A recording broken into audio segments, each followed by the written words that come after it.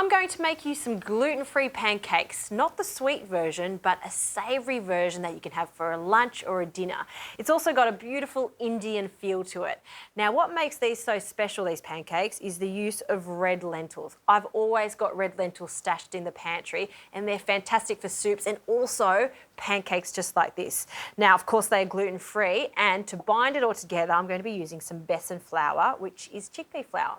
But before we get onto our pancakes, let's make a really nice potato masala filling to go with them. So into a pot, I'm going to add some ghee. I like to use ghee for this to give it a really nice rich flavour. So about a tablespoon or so. We'll leave the rest to oil our crepe pan later on. To this, I'll add some garlic, just some minced garlic, along with some minced ginger.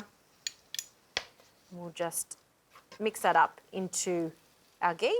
And once that starts to become fragrant, which it is now, I'm going to add some curry leaves. I'm lucky enough to get some fresh curry leaves. If you can't find fresh curry leaves, you can also use some dried curry leaves for these. They work quite nicely.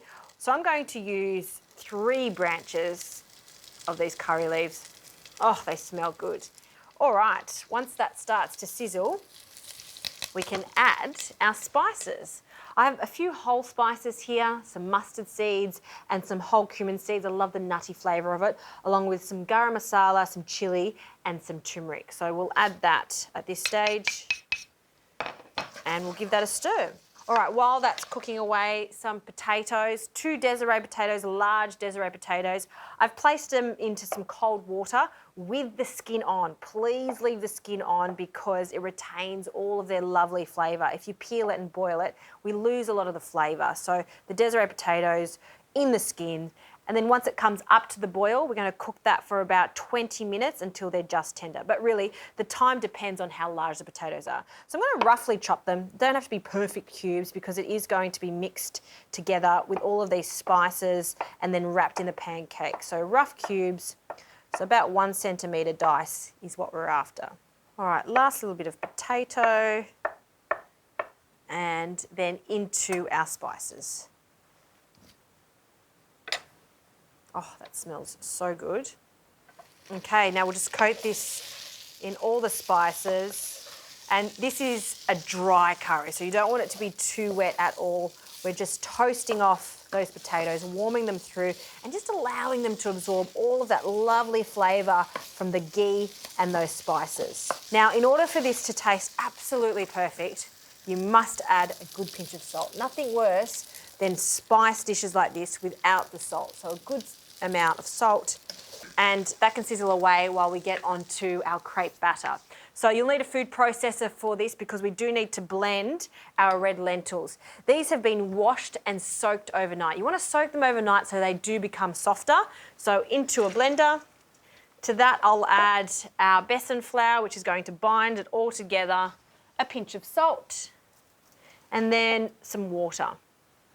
Now I'll give this a really good blend until it's smooth. We're after the consistency of thickened cream or crepe batter. So if it's too wet, I'll add some more besan flour, and if it's too dry, just a little more water.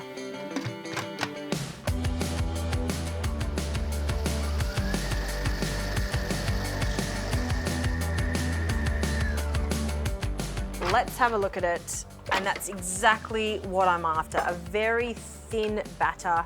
All right, I have a pan ready to go, so a large crepe pan. We'll pop that on a medium to high heat.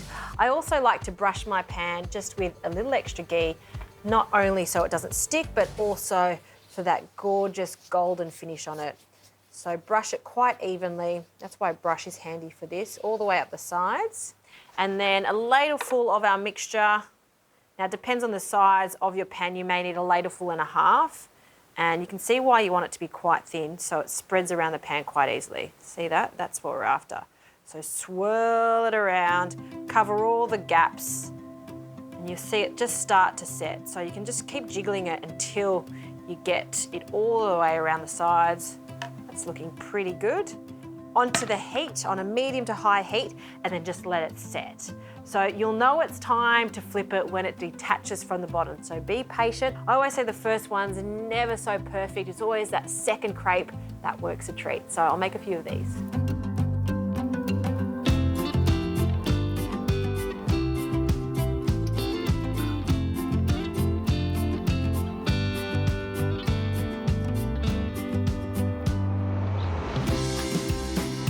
All right, these red lentil pancakes are looking good, and I'm going to turn off the heat. Now, to fill this up, I'm just going directly onto the pancake.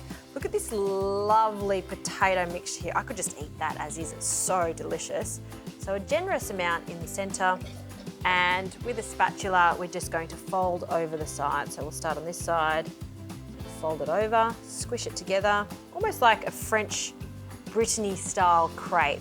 Pressing that down, just little by little, we'll just keep folding it to make a little pancake. And I'll take this out straight onto a plate and flip it on the other side so the seam side goes down.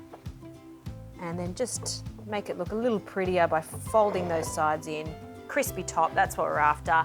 To serve this, some natural yogurt over the top to make it a little saucy.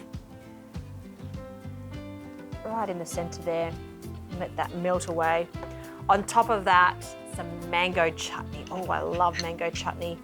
Place that over that cooling yogurt, and a garnish of fresh coriander. There you go, gluten-free, vegetarian, a really delicious way of making different pancakes using a pantry staple like red lentils.